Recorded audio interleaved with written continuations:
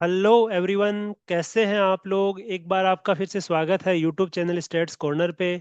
और price statistics module के lecture 2 में अपन डिस्कस करने वाले हैं consumer price index for industrial worker.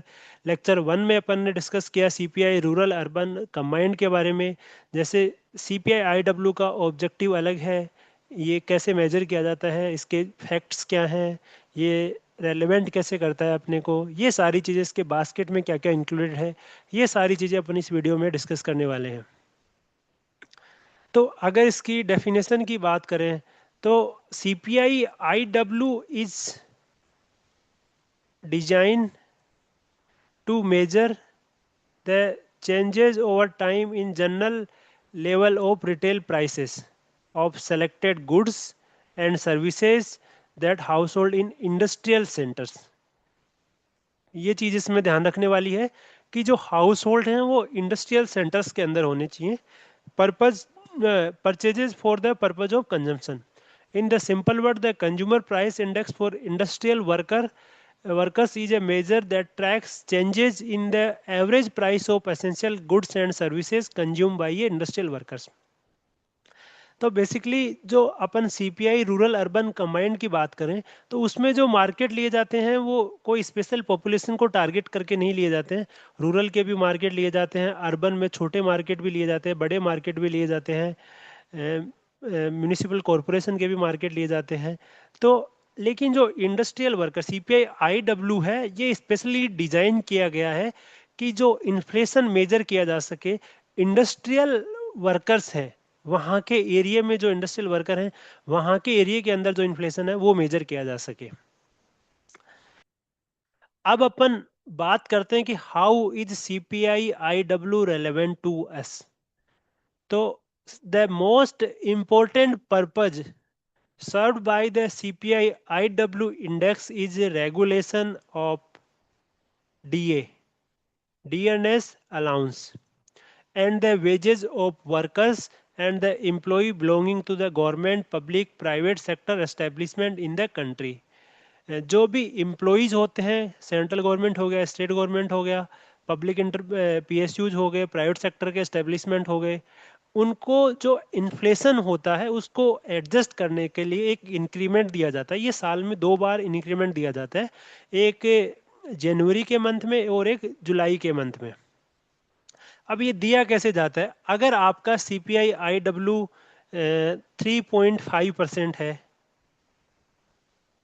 3.5% है, तो इससे जो लोवेस्ट इंटीजर होता है 3, तो वो 3% हाइक मिलता है। अगर 2.9% है,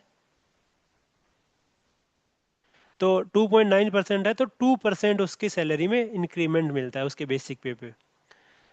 अब अपन बात करते हैं दूसरे इंपॉर्टेंट यूजेस के बारे में। CPI IW is also use as a deflecting factor to arrive the real wages from money wages. तो एक तो क्या होता है, 2 प्रकार के वेजेस होते हैं। एक तो होता है नॉमिनल वेजेस। नॉमिनल वेजेस क्या होता है, जो भी मॉनेटरी, अगर आप किसी कोई काम करते हो, सपोज कि आज आपने 10 घंटे काम किया और आपको मिले 1500 रुपये, और सेम काम आप अगर 5 साल पहले करते तो आपको मिलता वही अमाउंट 1000 रुपये। तो ये जो 1000 रुपये उस टाइम का नॉमिनल वेज है और आज का नॉमिनल वेज है 1500 रुपये। लेकिन अगर आप इस 1500 रुपये को एक जो इन्फ्लेशन 5 साल में इंक्रीज हुआ है उससे अगर डिवाइड करोगे तो जो वेजेज आएगा वो रियल वेज आएगा। सपोज कि 5 साल पहले जो चीज़ 100 रुपये की थी वो आज 150 रुपये की हो गई। सपोज जो चीज़ 10 रुपये की थी वो आज 15 रुपये की हो गई। तो एक तरह से 50% इन्फ्लेशन बढ़ गया पिछले 5 साल में। अगर बात करूं एक एग्जाम्पल के लिए, एग्जाम्पल लेके, तो अगर अपन आज के टाइम में जो 1500 है, आज के टाइम में जो 1500 आपकी पर डे सैलरी है, उसको अगर मैं इन्फ्लेशन से डिवाइड करूं 1.5 से, तो वो आ जाएगी 1000। तो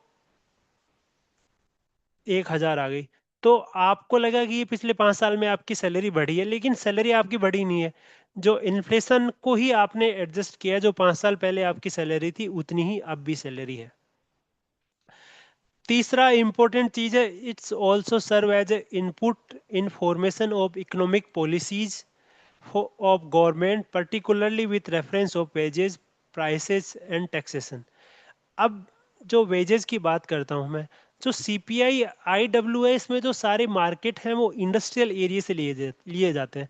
तो इंडस्ट्रियल एरिया में सारे एक तरह से वर्कर्स होते हैं। तो जो वेजेस डिसाइड किए जाते हैं उसके अंदर इसका बहुत ही इंपॉर्टेंट रोल होता है सीपीआई आईडब्ल्यू का। अब इसके फैक्ट्स के बारे में बात करें तो जो बेस ईयर है वो करंट सीरीज का ये 2016 है। और बास्केट में 6 ग्रुप है मेजर। और retail price are collected from 317 markets spread over 18 industrially important centres spread over country.